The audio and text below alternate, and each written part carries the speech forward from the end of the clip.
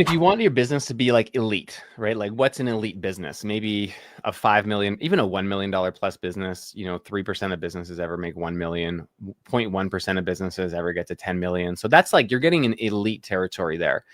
And if you can exchange that to like an athlete, to be in like the top 3% of athletes, you need a coach. It's like non-negotiable. To be in the Yeah. 0.1% of athletes, it's like you need a team of coaches.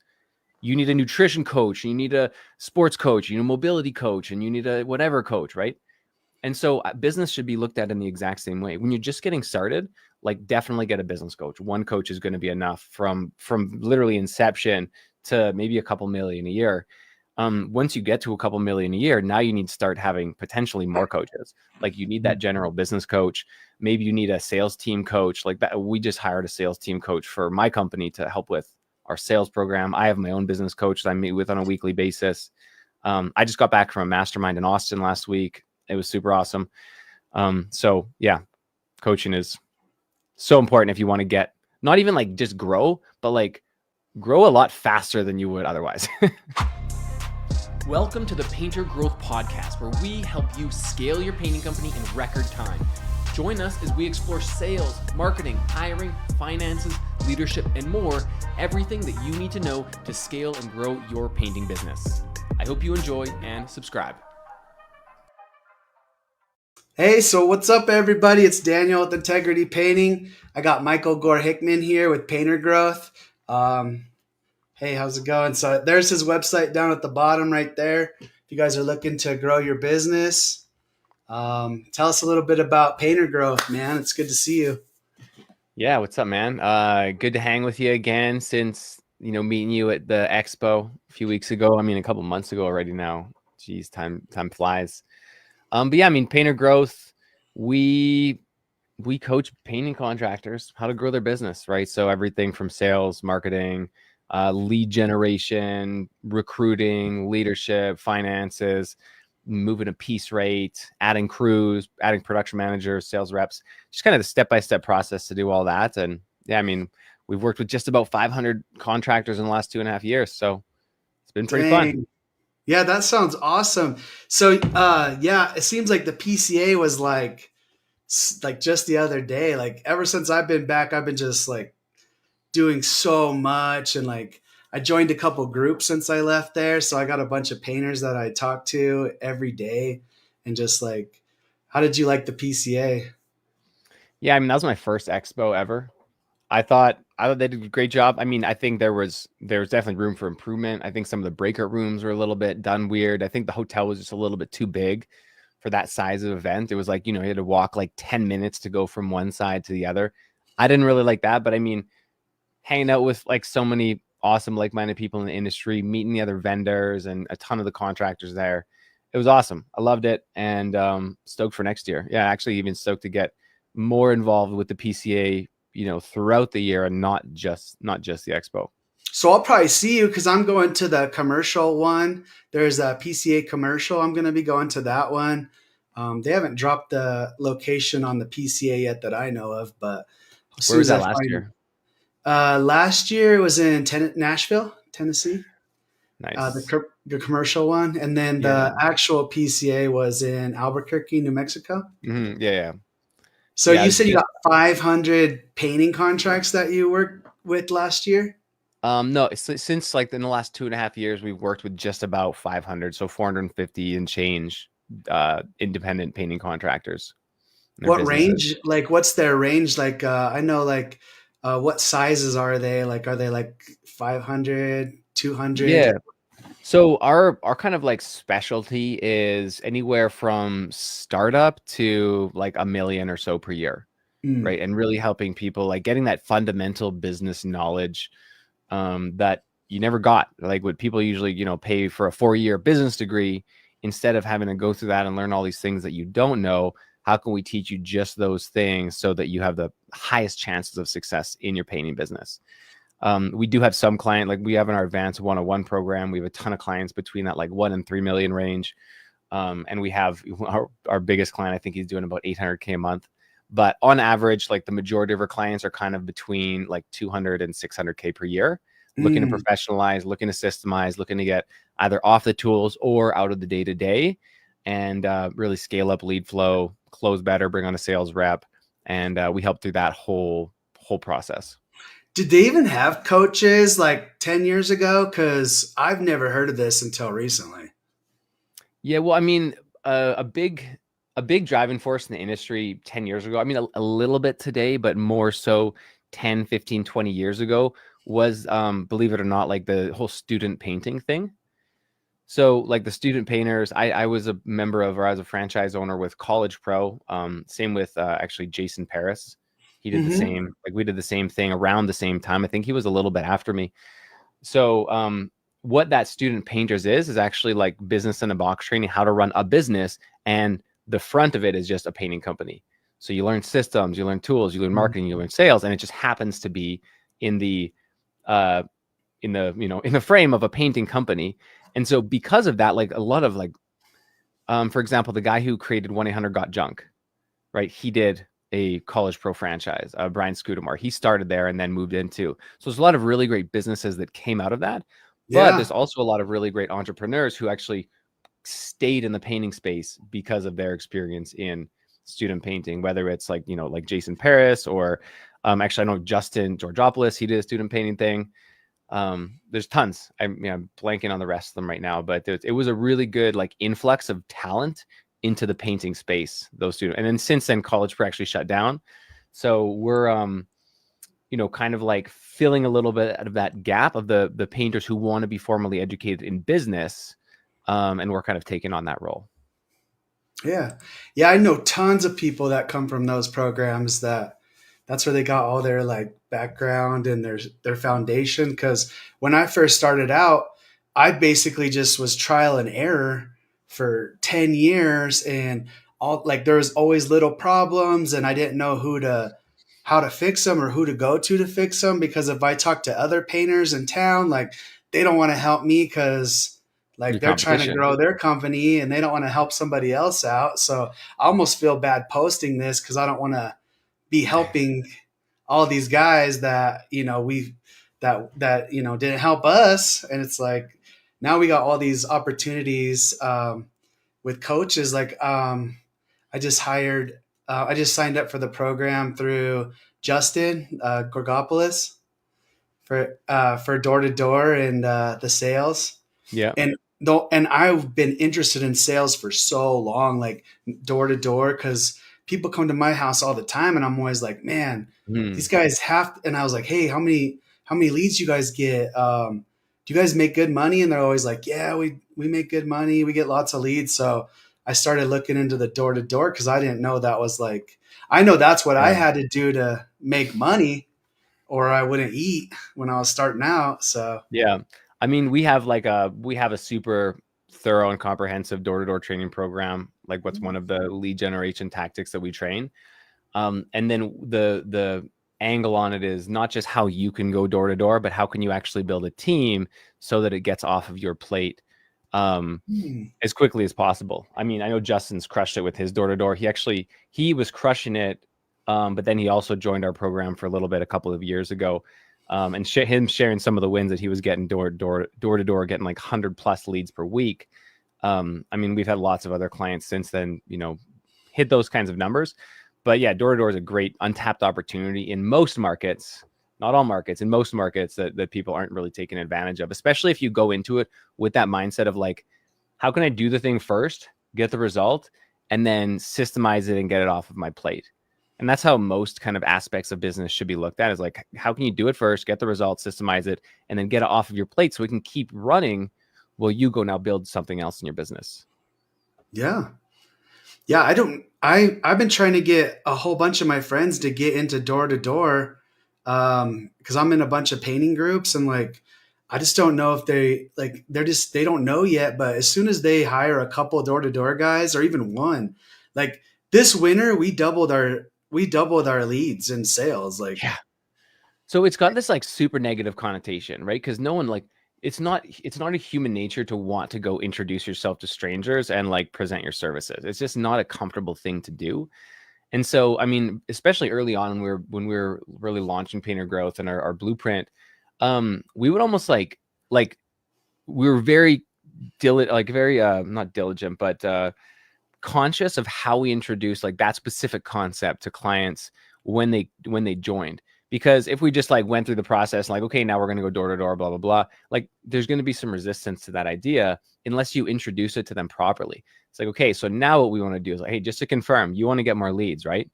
Right. You want to do them as cheaply as possible, right? Okay. So we're going to introduce something to you right now. You're going to immediately, like, you're going to have kind of a gut reaction to it. You might not like it, but trust me for at least, like, let me explain it. And I'm going to show you how this is going to work for you. Okay. So we're going to show you actually how to build door-to-door teams to generate leads on demand for you in the neighborhoods that you want with the types of projects that you want. Like, how does that sound? Do you want to learn a little bit more? It's like, okay, you know, that's going to be received differently than just saying, hey, Daniel, you want to go door-to-door marketing? You're like, maybe not.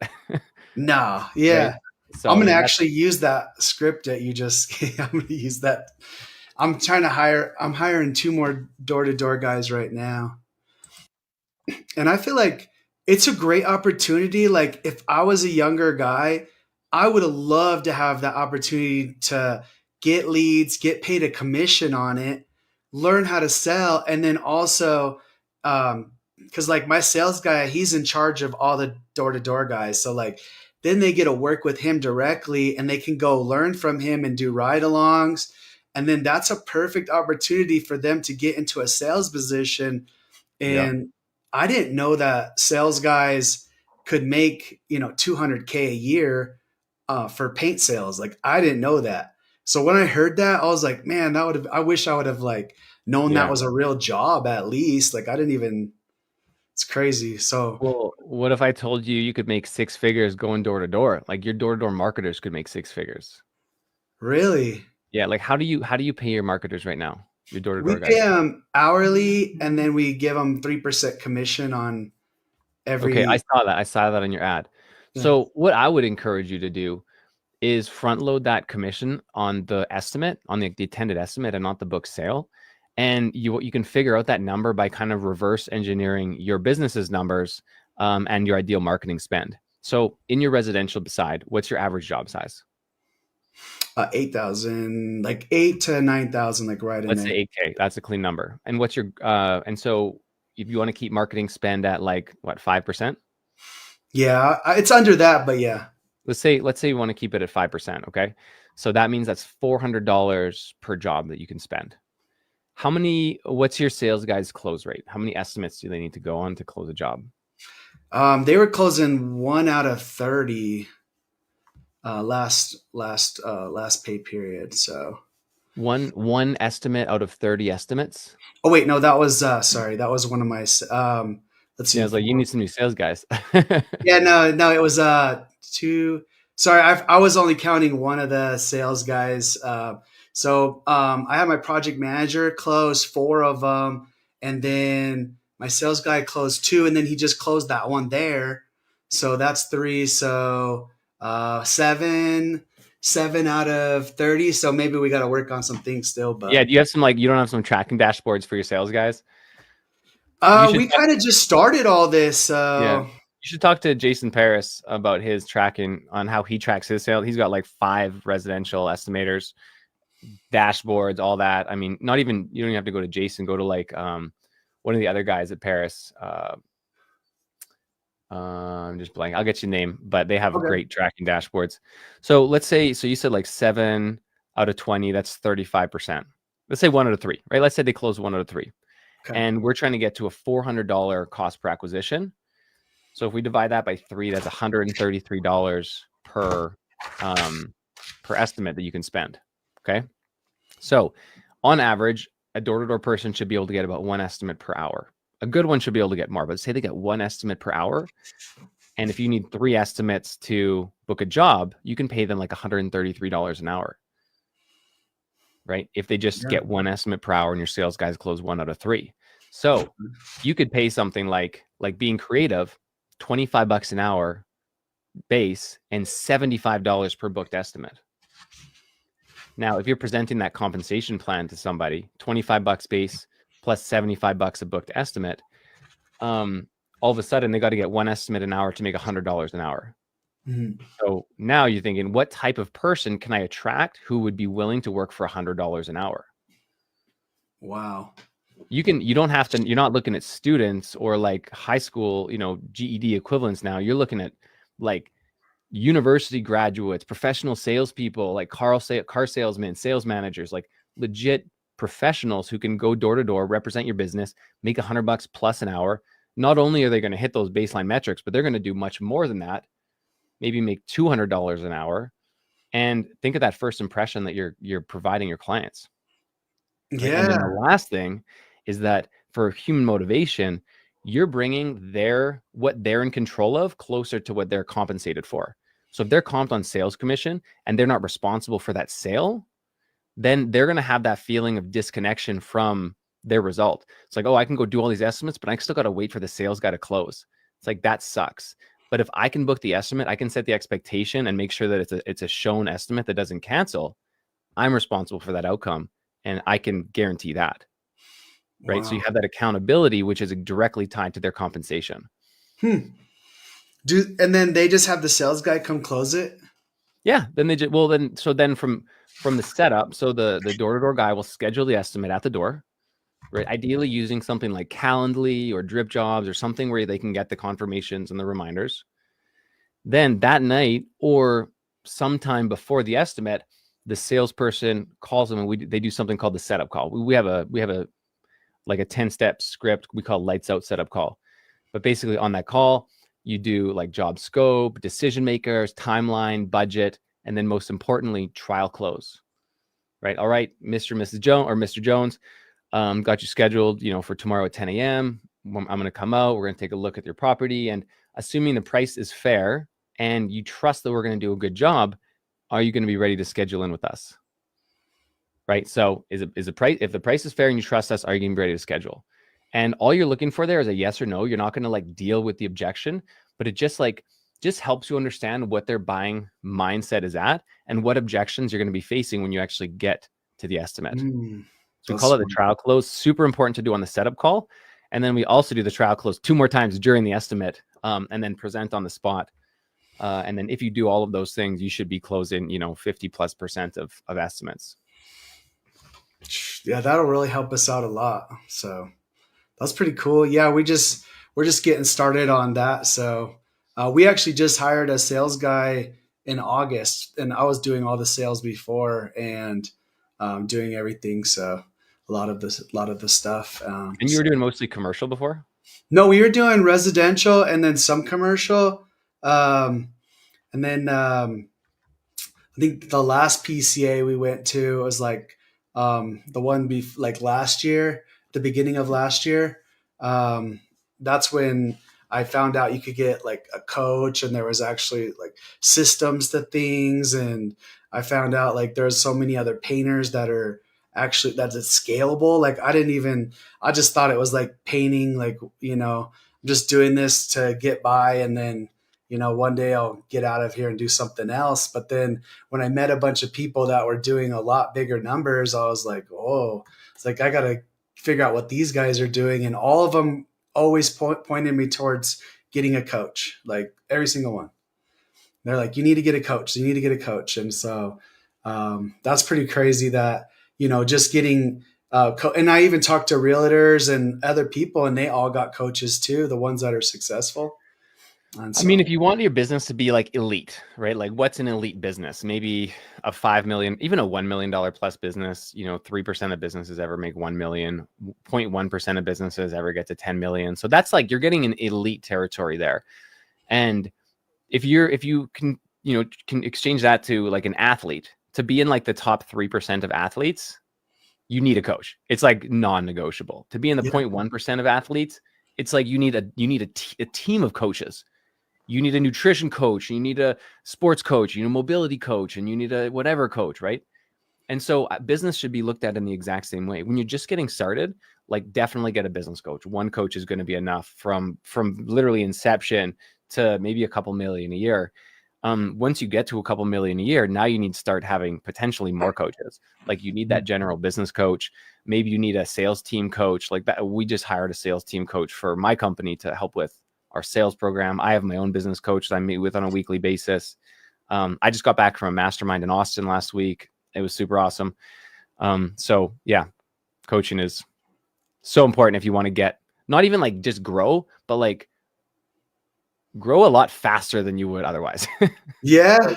Like you grew a good business, but like it took you, what do you say, 10 years or something? Yeah. And I thought I was like, so we were doing about 1.7 to 2 million without any coaching. Like I didn't know what I was doing, basically, like trial and error pretty Like much. your Like, account work too, right? You were like handling it and all. and I got really good at like trying to figure out like, you know, like, hey, I had a problem here. This is how I solve it. This is how I'm gonna avoid it next time. And we got really good, and we started winning like awards, like best of the West. We won best of the West the last 4 years. That was even before coaching, like because we were providing a real good service, like a quality service, a high quality service.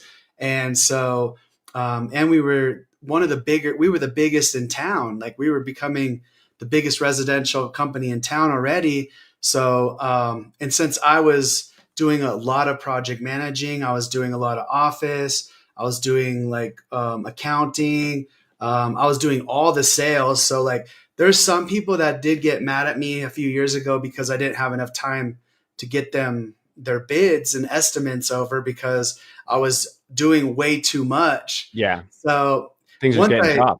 yeah, and then I went to the PCA and I seen all these guys that don't have to answer their phone. They're not setting up estimates like I am on the phone at the PCA. And so I'm like, hey, what's your guys' secret? And they're like, well, you know, you got to have an office person. You got to have, and I had some help in the office. I was doing a lot of it too, but like, office person, a manager. They're like, what level are you at? And I tell them, they're like, oh, okay, you should have two project managers, not one. And then they're like, you need to have a sales guy. How many sales guys do you have? I'm like, I'm the sales guy. They're like, what? How are you doing that? And I'm like, Yeah. yeah, it sucks. Like it was a horrible, it was like good. I was used to it. So but then at the Yeah. same You time, get used to that like threshold of pain.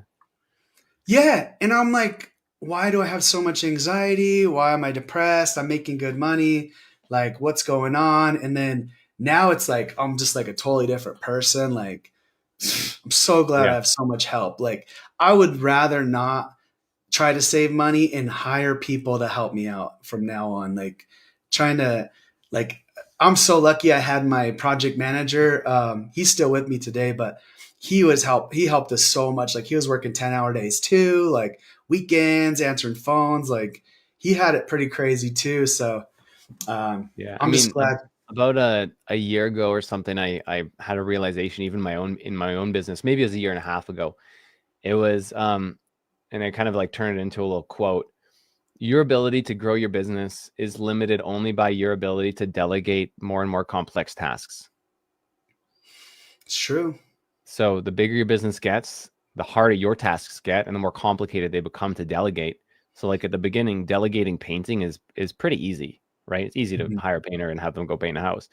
But now you got to delegate sales, and like that's a lot more challenging. And soon you're going to have to delegate sales management.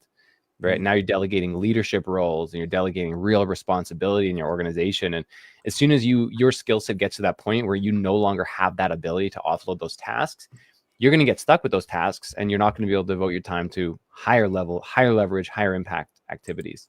And so that'll just be the limit of your business, which is fine. Everyone has a limit, but I think it's like kind of in human nature to see what that limit is and keep pushing it, a little bit further and a little bit further. So that's where, up leveling yourself will open up new doors.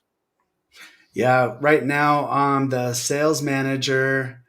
I do some office stuff, like oversee some office stuff, but we just moved my project manager that's been with us for 10 years. He's moving up to a general manager where he's already been taking over more of my day-to-day activities.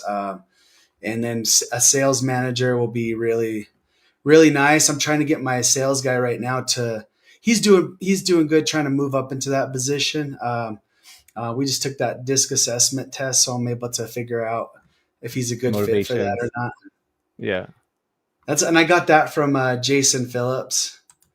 And Yeah. also the Disc assessment is delegating good. thing. Yeah, Jason Phillips posts every week. What did you delegate this week? And I'm like, okay, I got to delegate something, and I type it in. Yeah, we have an exercise. We like right at the start. When people join our program, they always think like, all right, we have this like revenue guarantee, right? Like book 30K and all that. And so when people first join, they're like, oh, can't wait to like learn lead generation day one. And we kind of do a little bit of a gotcha moment. And because we show them that, you actually have to learn, you have to do some goal setting first, and then you need to learn some priority management before we get into lead generation and sales. So you got to do a little bit of the dry stuff, right? You got to eat your Yeah. vegetables so that you can earn the right to do the fun stuff. Mm. And what priority management, well, first of all, what goal setting does, is it rights your ship. What's important to you in your business? Is it money? Is it time freedom? Is it making an impact? Is it spending time with your family? Is it traveling? Like, what are you really working towards? And then how can we create that business to accomplish those goals? Because if you just work as hard as you can, you're going to get like you were last year, right? Working a million, like just depressed and anxious, even though the business is doing well and you're making a lot of money. That wasn't what was really important to you, right? Freedom and impact was important to you. So now you redirected your ship, and you're obviously a lot happier. So goal setting is number one. And then how are you going to do all of these new things that we're going to be teaching you? Right. And so that's where priority management comes in. And so we have 3 different exercises that we teach in our priority management training to get your time back. And we find that most painting contractors, most business owners can find like between 10 and 12 hours a week of busy work that they're doing that they can just either stop doing or they can delegate immediately. Do delegate or dump. So they can keep doing them, they can delegate them, or they can dump them. Mm. And from there, it's about using a Google Calendar or digital calendar to block schedule to be as effective as possible. Yeah, that's what really helped me out too, is the doing the calendar and like sticking to the times and seeing what I'm doing every day and just putting it in every hour what I do, and then being like, why am I doing this task every day? Like, and then I see like it's a whole job for somebody else. And then I had them overlapping each other, where it was like I was doing 4 or 5 things at the same hour, and I was like, I got to get somebody to help. So like just started pawning them off, like you said, dump them. Yeah, that's Yep. so crazy. I didn't. Yeah, we started doing the calendar thing last year too. That really helped out. So, Yeah. So we go well, through goal shoot. setting and You then had a priority painting management. business before? Yeah. Yeah. Yeah, I did. I ran a painting business for 3.5, just about 4 years. Mostly residential. Then we got into a little bit of commercial at the end. And then ended up shutting it down so that I could move cities and follow a girl. Followed a girl to a different city. Turned out to be a good thing. We're married now for going on 10 years, and we have two beautiful daughters together. So it was a good move, but I just didn't That feel is like good. starting my painting business up in a new city. At that time, I actually got an opportunity to work for a software company. It was a startup, and I got to see what kind of a software company from startup to like within 3 years, we're doing about 10 million a year.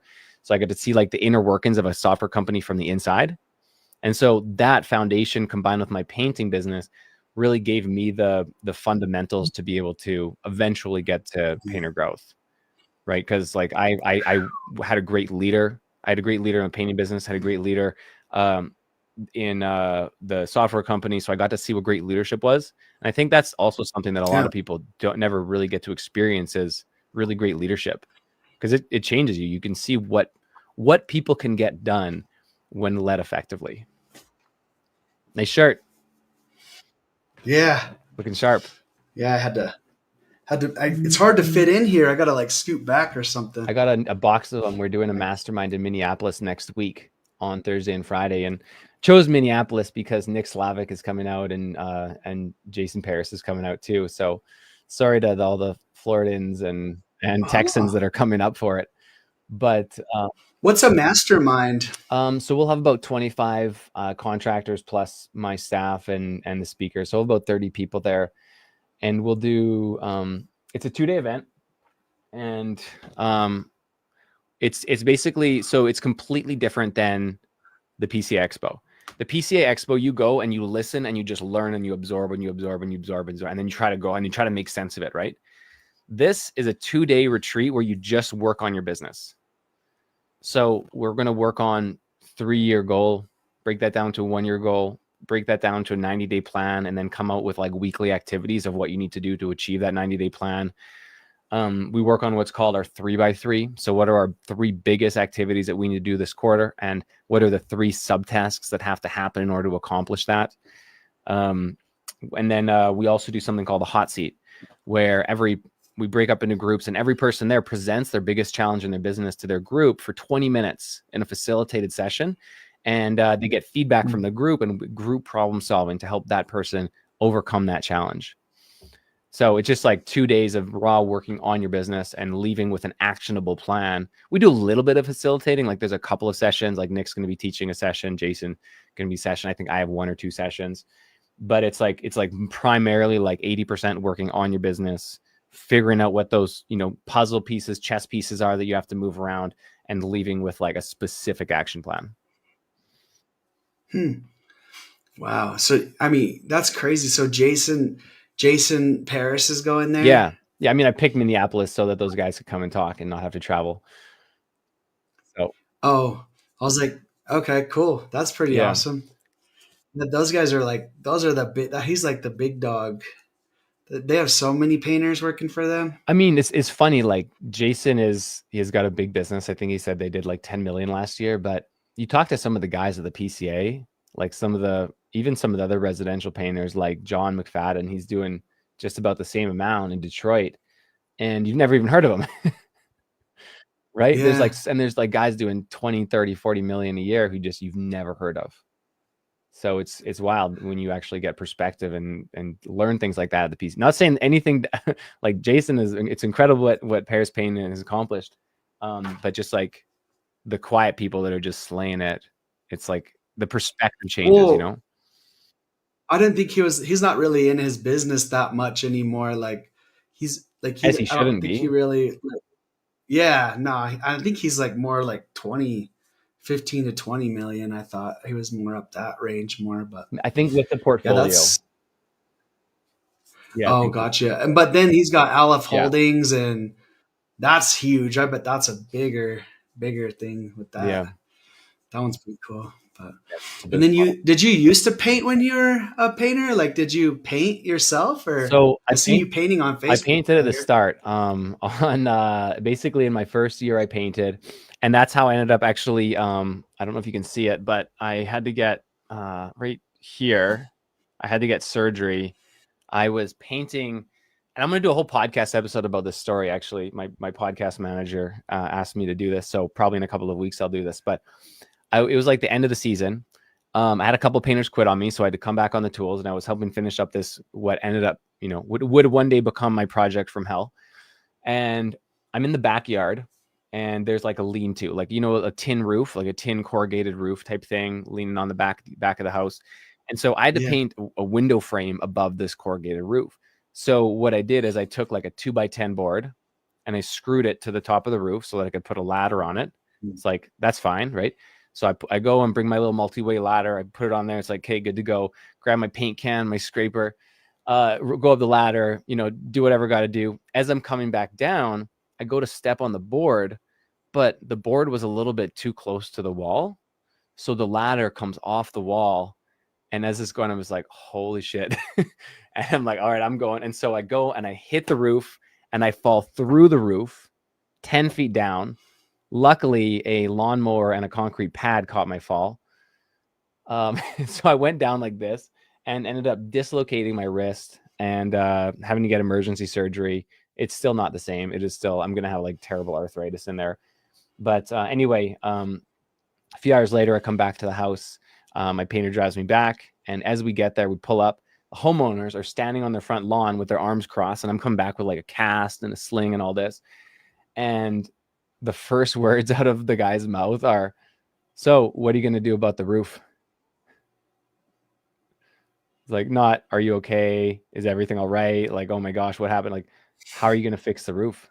Like, thanks guys. Appreciate the care. Appreciate the compassion there. Sounds like a normal homeowner to me. Yeah. Anyway, I ended up taking that roof down, and me and my friend who was a manager at Home Depot, we built like a like a cedar pergola type thing. Yeah. And it looked really great at the end. It was not super cheap, but it looked really great. They were really happy, but I definitely just about lost my shirt on that paint job. That was almost the very llast house I ever painted. You know, Almost coming up from there. painting's so dangerous. Like people don't understand. Like I have to tell people I have to do ladder safety all the time. I'm like, because I mean, there was one week where I think 3 people got hurt on a 4-foot ladder, and I'm like, what is going on? Like you just step off wrong. You just turn wrong. Like And there's it's something not. like you could like anything above like 36 inches, you can literally die. Like if you landed on your head on like a 3-step ladder, you could die. Isn't it something like that? Yeah, I mean, you can. I've seen people get really hurt Yeah. badly off And then there's of. guys up on top of a 40-foot ladder without a care in the world, and you're like, Yeah. dude, Yeah, 40 foot, you're good, but like 4-foot ladder, it's gotta dangerous. watch it. See, I mean, that's what everybody's always using. So I think they just get like so used to it that they're like so confident, and then they don't realize that how dangerous it is. I mean, those things, ladders are like every time I get a call, somebody has to go to the hospital, it has to do with 4-foot ladder or like 6-foot ladder or small extension ladder. Like, I mean, I'm always so scared about ladders. I always tell my project managers, I'm like, hey, check to make sure everybody's being safe on a ladder. Like if someone doesn't feel comfortable on a ladder, don't even let them touch it. Like just don't have them stay on the ground. Yeah. But like you said, the homeowners, like how they didn't, like they were just worried about their roof. Like, I mean, that's pretty understandable, but it would have been really nice if they were just like, hey, how's your arm? I hope everything's okay. Let's figure out how to get this roof fixed. Yeah, exactly. Like I one thing, trust like you.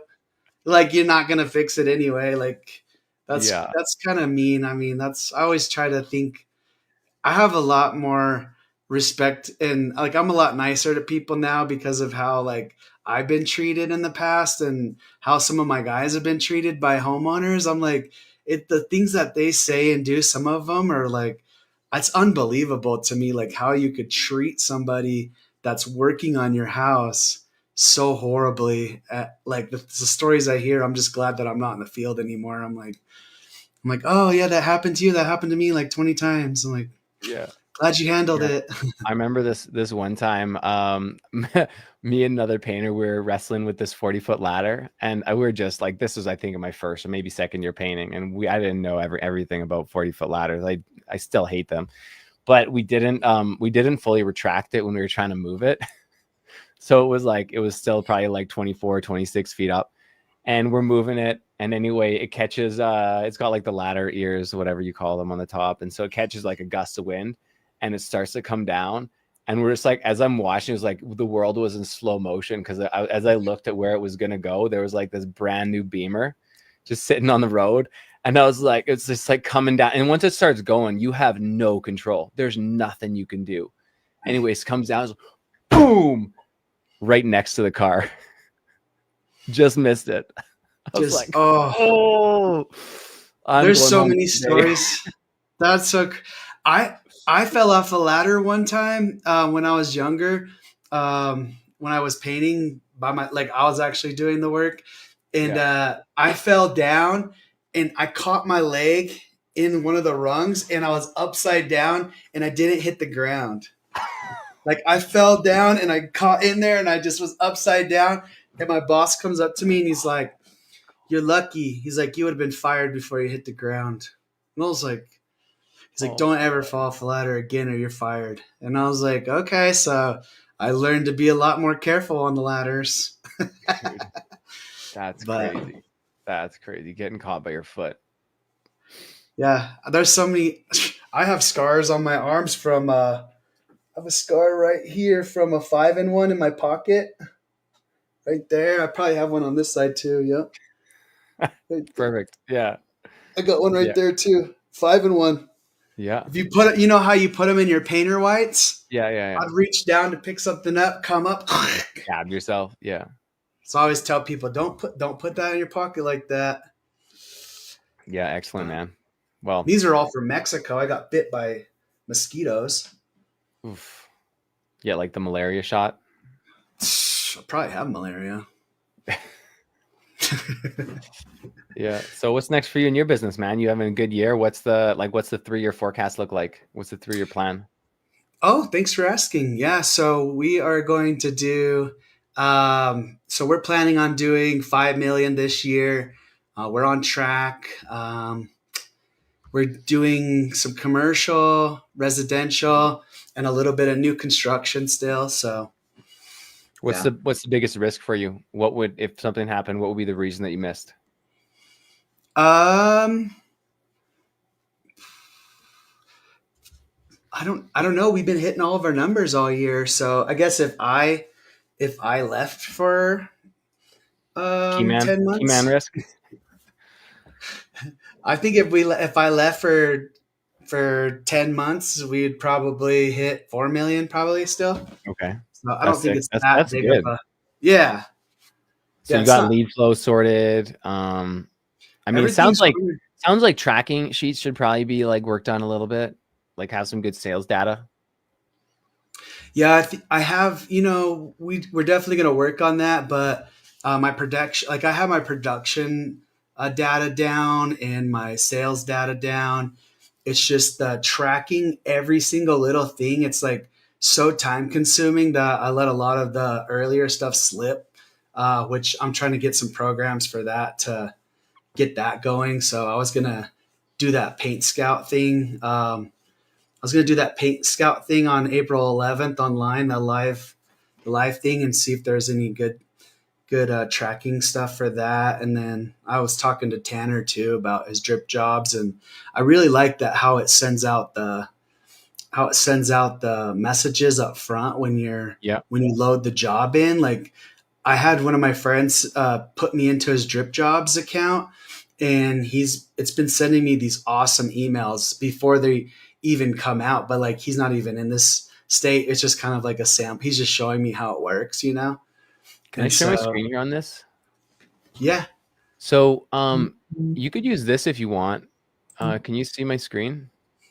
Oh yeah, it worked. So this is a super, like a simple sales tracking dashboard for each of your sales reps. Mhm. Basically, you would like make a copy of this for each one of your sales reps, and you'd be able to track like all of their sales data. So if they went into like, what they would do is just every time they had an estimate schedule, they would put it here, and then what source it came from or whatever, if they had that, what the outcome ends up being. So is it pending, won, lost, rescheduled, canceled? If they didn't win, what was the objection that they saw? What was it booked for? And then how much deposit did they take? And then as they go through this process, every month it's going to aggregate their data. So how many scheduled, cancellation rate, estimate slippage, close rate, total sales, deposits, bookings per estimate, revenue, cash, and aggregate on the dashboard here. And then what you can do is track all of your sales rates dashboards month over month and see what's happening. Like just get a really holistic view of your sales organization and use that to guide decision making, right? You Okay. make decisions on coaching, on hiring, on firing, on training, on whatever allocations. But then you'll at least have a kind of like a data oriented view of the business. But I'll give you a Okay. copy of this. Yeah, I like that. That looks pretty cool. I have something similar to that, and then also the what's the Paint Scouts. It tracks a lot of that, and then the way we do it is when we get a lead, we put it into our Paint Scouts, and then we'll put if it's pending or Yeah. accepted or if it's Yeah. It's denied. your Like CRM. yeah, pretty much. Yeah, we just use it like that. So like when our door to door guys, they just put all their leads into Paint Scout, and then my sales guy comes and makes sure that they're all scheduled, and then he puts a note in there, scheduled this date, and then he has it in his calendar. So like it's Perfect. pretty As long much as you can see per rep data, right? Like yeah. you want to see what each rep sales data is. That's what I don't have. I mean, I have that on Paint Scouts because when he schedules the estimate and then he sends them the bid, it goes and updates that percentage. Yeah. So it shows like how many closes and everything. Like I have that Okay, on cool. his, Yeah, but I mean that's how you should be running. Like, So in Painter Growth now, I actually have a developer on staff who built us a whole back end portal for all of that data. And what my reps do is like at the end of every day, they'll submit what we call an end of day form. So they'll just say how many appointments were scheduled, how many did they attend, how many offers did they make, how many did they close, and then a little bit of qualitative information. I guess also how much deposit they took, revenue booked, whatever. And then that will all go into our dashboard. And just like you can see their data kind of like on a either day to day, separate, together, like however we want to display the data. And like being able to make data-based decisions, like at least for me, has really like not exponentially, but really allowed us to grow a lot quicker than we would have without that information. Okay. Is it cool if I post this Google Doc on the Facebook thing? Yep. Yeah, go for it. Okay. I figured give them something fun because I have a lot of painter friends that are on here and stuff too. So we're trying to start a Colorado paint. We have a Colorado painting group. So we're going to be doing like meetings and stuff. So I'm trying to get a bunch of painters around Colorado onto this group so we can all just like meet up and hang out. Yeah, definitely not in Grand Junction, but like other parts of Colorado where I don't have. I'm just kidding. Yeah. Where my competitors can't come. Well, we have a lot of subs, so those are kind of my competitors, but I like my subs. I mean, it's all about like scarcity mindset versus abundance mindset, right? Yeah. So I believe in a world of abundance. There's whatever 8 billion people in this world, and there's 350 million people in the United States, and so many more paint jobs than you'll ever be able to produce. Let's make everybody better so that we're at least competing against people who know how to price jobs. Yeah. And now they're winning on professionalism and like service versus trying to bid against someone who's like 40% underbidding, and they don't know that they're losing their shirt, but you're not going to win the job either. So like let's raise the ships. Yeah, that's a great way to look at it. I mean, there's so many guys that even I was bidding super low and just trying to get by, keep my guys busy. I mean, it's like professionalize and that's great. I hope everybody gets some good coaching around here. And then like a lot of my subs, man, they're so cool. Like they do so much good work, and I want to help them out by getting them into some of these coaching programs too, to help them scale their business even. So, yeah. I mean, there's not a lot of resources out there, at least what I've seen, for like the small contractor, the guy doing like under 500K who just wants to professionalize and grow. Like there's, like BTA, for example, who like they specialize in big businesses. And I just really feel there's a need to help those like, underserviced painting contractors. And honestly, the transformations that we have are so cool. Like it makes me so happy every single time that a client shares a win, or says they hired their first painter, or they finally got off the tools, or they're going on their first vacation in 5 years. Like it's like helping regular people do awesome things that they really want to do and be comfortable. It's pretty cool to be able to do. I almost think that anyone that's in the 2 to 3, like under 500,000 range, like they should be looking for someone like me to work with. Like come work with me, and like I got so many jobs coming in, like we can't do them all. Like we have a lot of subs that have, one sub has 5 guys that work with him, and we're keeping them busy all year, all winter. That's awesome. Yeah. And what do you get for gross margin on those projects? 50%. You still get 50%. Well, you plus materials, right? Yeah. Or is it 50% after materials and labor? Oh, we pay them like 40%, and then we cover 10%. The materials. Dude, 50% with subs, that's great. That's perfect. Yeah. I mean, and they make more than, so like the way I try to explain it to them, I'm like, our painters are they're going to make $2,000 with their hourly rate. This is how long it's going to take them. We're going to pay you $2,500. So you get $500 more, and then they're going to work twice as hard to get it done twice as fast.